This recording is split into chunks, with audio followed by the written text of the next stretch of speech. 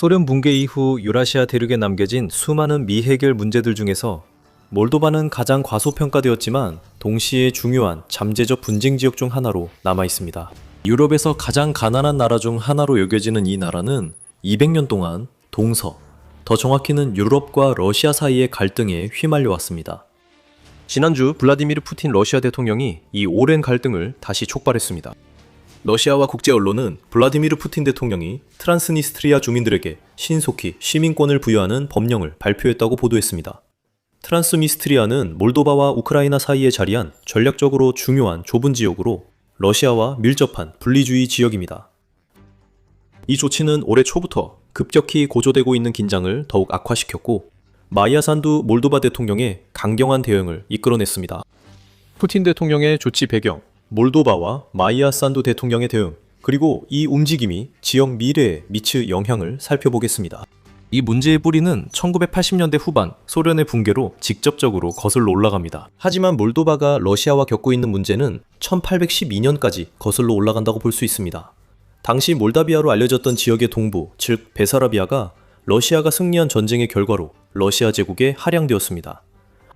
대부분의 몰도바인들은 러시아의 지배에 결코 제대로 순응하지 않았습니다. 역사적으로나 문화적으로 몰도바인의 대다수는 이웃 루마니아와 더 가깝습니다.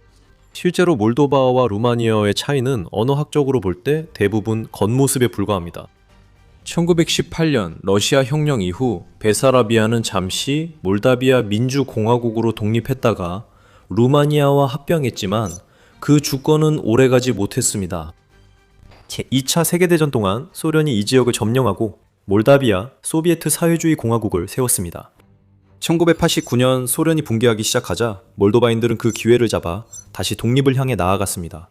그리고 바로 그때부터 현재의 문제가 시작되었습니다. 드니에스트르강 좌안에 위치한 약 1600평방마일의 영토인 트란스니스트리아는 급증하는 몰도바 민족주의에 반대했습니다.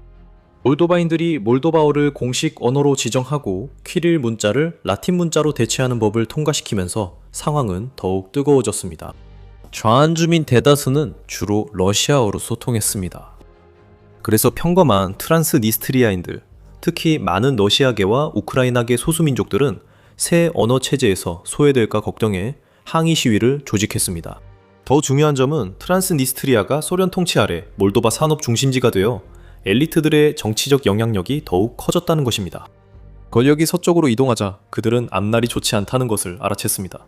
1990년 몰도바가 주권 선언을 채택하자 트란스니스트리아인들은 자신들을 드니에스트르 몰도바 자치공화국이라고 선언하며 자치공화국을 선포했습니다.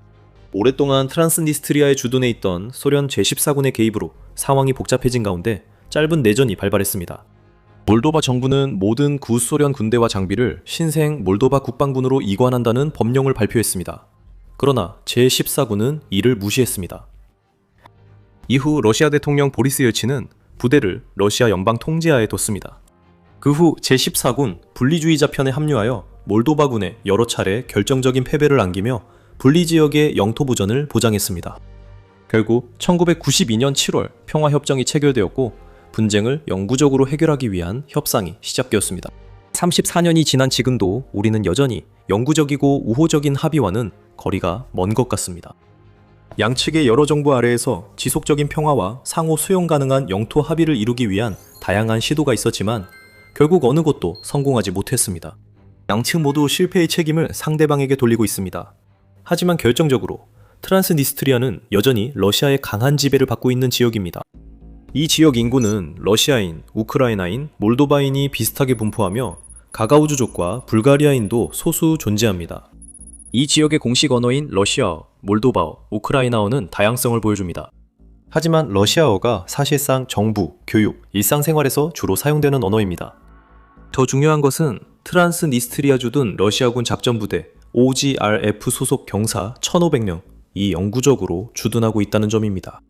이 병력들은 원래 6개월마다 교대되었지만 몰도바와 우크라이나가 2022년 이후로 러시아의 교대 시도를 막고 있습니다. 이들 대부분은 코바즈나 마을에 있는 가동 중단된 소련군 탄약고에 주둔하고 있습니다. 우크라이나 국경에서 1마일 조금 넘는 거리에 위치한 이 거대한 무기 저장소는 동유럽에서 가장 큰 규모로 약 22,000톤의 군사 장비가 러시아 군대에 의해 경비되고 있습니다. 이 엄청난 무기 비축량은 몰도바와 우크라이나 모두에게 골칫거리입니다. 트란스니스트리아와 러시아 당국만 그곳에 무엇이 보관되고 어떤 상태인지 정확히 압니다. 그 무기들은 대부분 35, 75년이나 있었으니 유통기한이 이미 한참 지났습니다. 그리고 우크라이나에서 벌어지고 있는 일은 상황을 전혀 개선시키지 못하고 있습니다. 불과 몇 마일 떨어진 곳에서 매우 파괴적인 전쟁이 벌어지고 있기 때문에 당국은 탄약고에 우발적인 공격이 가해질 경우에 결과를 두려워하고 있습니다. 몰도바 과학 아카데미는 2015년 코바스나에 보관된 많은 위험 탄약 때문에 폭발 시 히로시마 나가사키 원자폭탄과 맞먹는 위력이 될 것이라고 봤습니다. 러시아인들, 우크라이나인들, 그리고 몰도바인들 모두 그곳에 보관된 실탄과 장비가 전쟁에 투입될 수 있다는 점을 우려하고 있으며 이는 몰도바가 분쟁에 휘말릴 가능성을 높일 수 있습니다. 모든 관련 당사자들이 서로 다른 방향으로 끌어당기고 있기 때문에 이 문제를 해결하는 것은 매우 어렵습니다. 몰도바인들은 무기와 군대가 철수되기를 원하지만 우크라이나 전쟁이 계속되는 한 그것은 불가능합니다. 트란스니스트리아 당국은 몰도바의 무력 재통합 시도에 대비해 무기와 군대를 안전보장 차원에서 유지하려는 것으로 보입니다. 우크라이나인들은 군인들을 죽이고 장비를 빼앗고 싶어 할 것입니다. 러시아는 러시아 지도부가 늘 그렇듯 이 상황을 오랫동안 자신들에게 유리하게 활용하려 해왔습니다. 몰도바 독립 이후 대부분의 기간 동안 트란스니스트리아 문제는 상당 부분 방치되었습니다. 몰도바 정부는 친러 성향과 과도정치 정권 사이로 오가며 어느 쪽도 이 문제를 영구적으로 해결할 의지가 없었습니다. 2020년 마이야 산도 집권 후 모든 것이 크게 바뀌었습니다. 산도는 분명히 친러시아 성향이 아닙니다. 그녀는 친서방적이고 반부패를 내세운 공약으로 집권했으며 EU는 물론이고 심지어 나토 통합까지도 적극적으로 추진해왔습니다. 몰도바는 원래 2014년에 유럽연합과 연합협정을 체결했지만 산도의 지도 아래 EU 가입을 위한 노력에 박차가 가해졌습니다. 2022년 3월 몰도바는 EU 가입을 신청했고 3달 후 공식적으로 후보국 지위를 부여받았습니다. 이듬해 6월 몰도바는 유럽 자유무역연합과 포괄적인 자유무역협정을 체결했고 그해 12월에 공식적인 가입 협상이 시작되었습니다. 2024년에는 몰도바의 EU 가입에 관한 국민투표가 실시되었습니다. 외부 개입과 범죄 조직, 주로 러시아 또는 러시아와 연계된 정당들에 의한 투표 조작 의혹이 광범위하게 제기된 가운데 근소한 차이인 50.17%가 찬성표를 던졌습니다. 국민의 동의를 얻은 만큼 EU의 엄격한 가입 기준을 충족하기 위한 작업이 한창 진행 중이며 트란스니스트리아 문제가 주요 걸림돌 중 하나로 남아 있습니다. 우리는 이미 조지아와 우크라이나에서 이런 사례를 봤습니다. 이제 러시아는 같은 전술로 몰도바의 EU 가입을 좌절시키거나 무기한 지연시키고 있습니다. 전략이 어떻게 작동하는지 설명드리겠습니다. 1993년에 마련된 엄격한 코펜하겐 기준을 충족하기 위해 몰도바는 안정적인 민주주의, 기능하는 시장 경제, 그리고 자국 영토 전역에서 EU 법을 시행하고 준수할 수 있는 역량을 입증해야 합니다. 모든 구소련 국가들처럼 몰도바 역시 부패에 찌든 명백히 비시장 경제를 물려받았습니다. 그리고 대부분의 이런 국가들처럼 올리가리들이 공산주의자들이 남긴 빈자리를 차지하면서 부패, 불평등, 무법 상태를 더욱 심화시키고 확장시켰습니다. 유럽에서 가장 가난한 나라로서 유럽연합과 UN 개발 계획에 많은 지원해도 이런 구조적 문제를 극복하는 일은 결코 쉽지 않습니다. 우크라이나는 유럽에서 평균 임금이 가장 낮다는 불명예를 안고 있을 수 있으며 북마케도니아, 몬테네그로, 안도라, 산마리노는 더 낮은 국내 총생산을 가질 수 있습니다.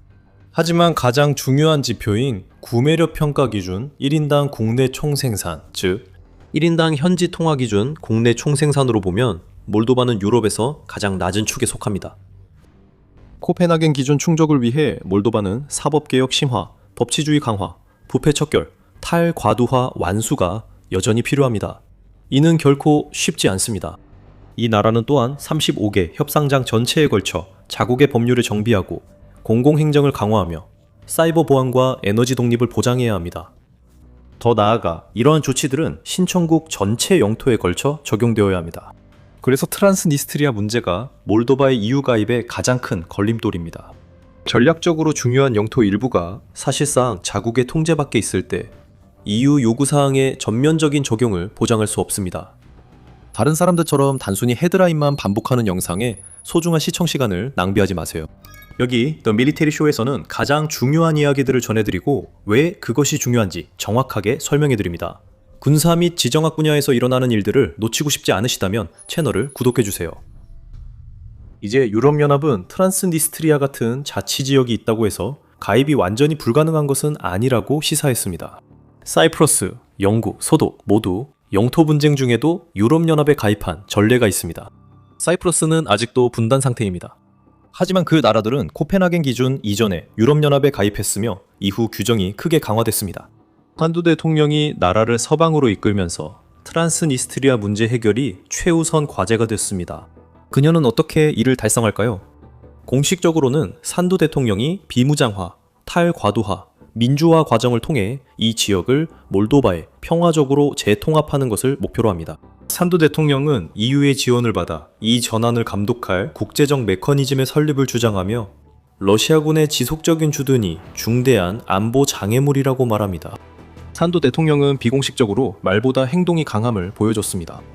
몰도바는 헌법에 따라 중립을 유지해야 하며 자국 영토에 외국군 주둔을 허용해서는 안 됩니다. 중립지위 변경에는 국민투표가 필요하지만 대부분의 몰도바 국민이 유지에 찬성해 가능성은 낮습니다.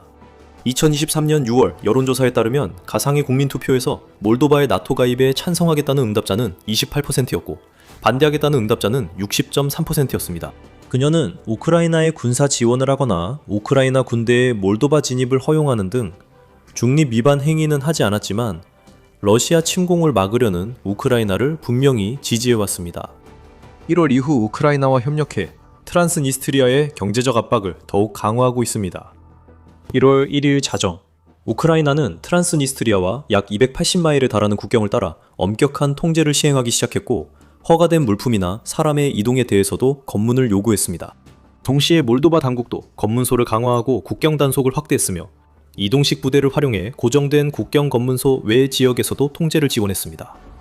정확히 2년 전인 2024년 1월 1일 산두 정부는 트란스니스트리아와의 수입 및 수출에 세금을 부과했으며 이로 인해 분리주의 지도자 바딤 크라스나젤스키는 몰도바가 해당 지역에 대해 경제적 봉쇄를 하고 있다고 비난했습니다. 그의 주장은 이번이 처음은 아니지만 이번엔 사실 그의 말이 맞았습니다.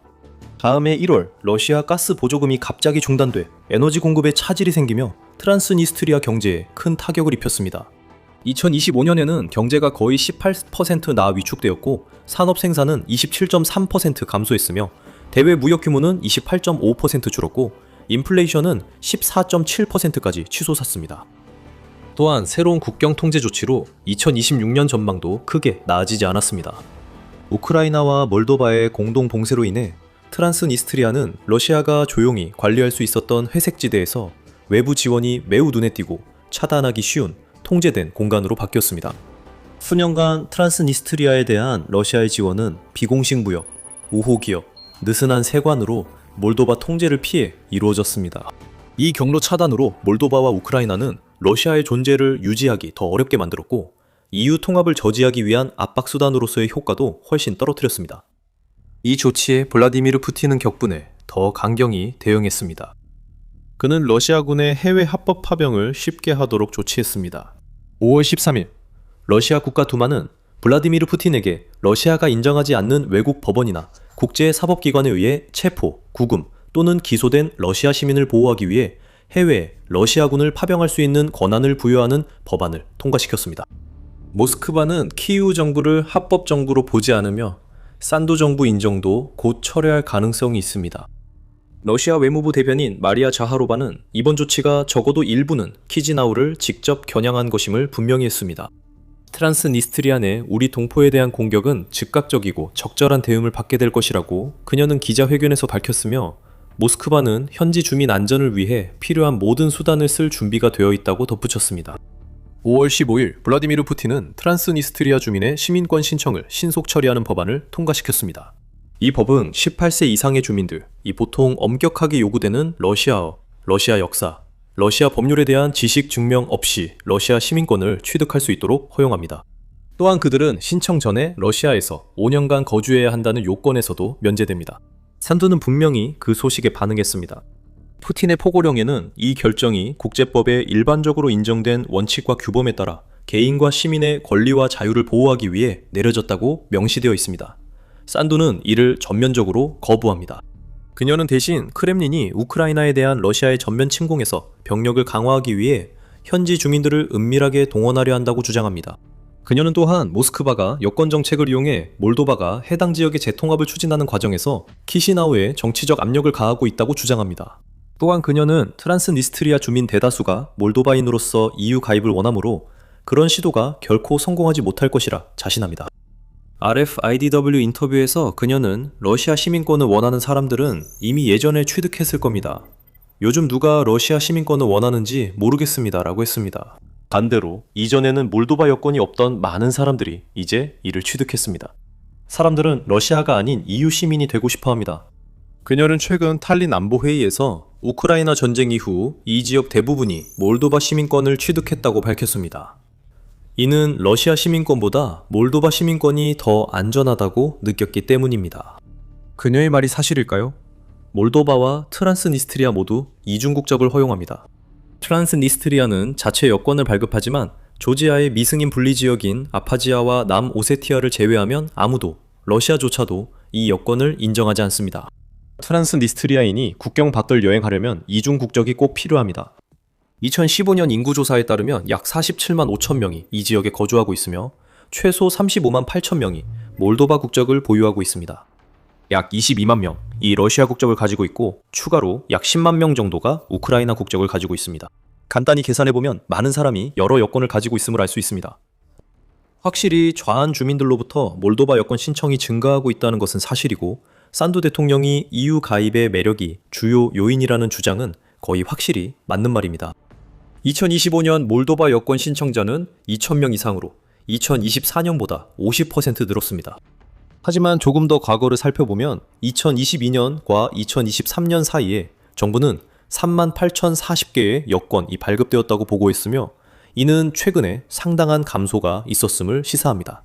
공식 통계에 따르면 몰도바 시민권자 대다수는 우크라이나 전쟁 이전에 시민권을 취득했습니다.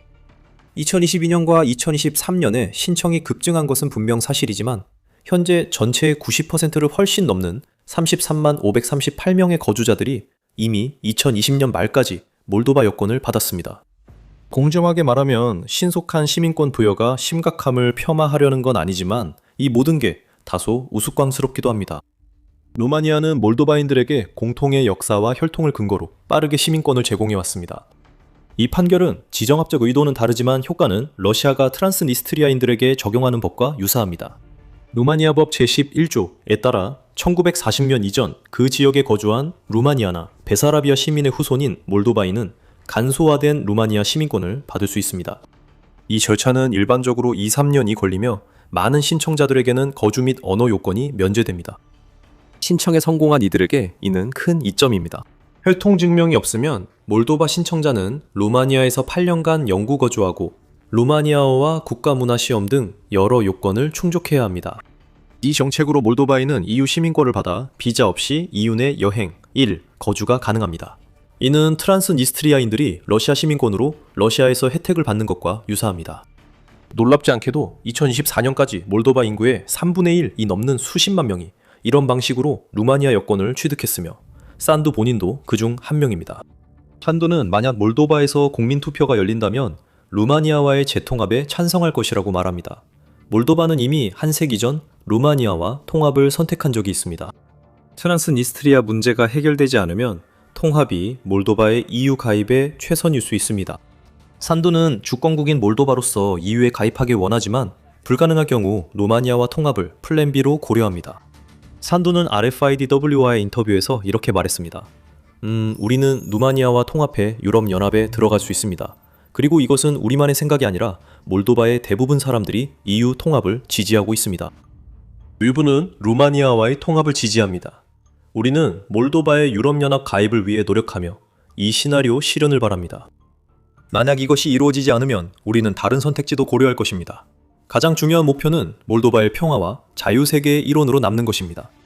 시간이 지나면 트란스니스트리아 사람들이 푸틴 제안을 얼마나 받아들이고 산두 대통령 말대로 얼마나 빨리 그의 고기 분쇄기에 들어갈지, 몰도바의 EU 가입 열망이 어떻게 될지 알게 될 것입니다. 현재로서는 상황이 분명히 빠르게 악화되고 있습니다. 저희는 계속 상황을 지켜보며 사건 발생 시 분석해드릴 예정입니다. 한편 몰도바는 평온하지만 다른 지역에서는 상황이 악화되고 있습니다. 올해가 끝나기 전 제3차 세계대전을 일으킬 수 있는 5가지 분쟁을 다룬 영상을 확인해보세요. 시청해주셔서 감사합니다.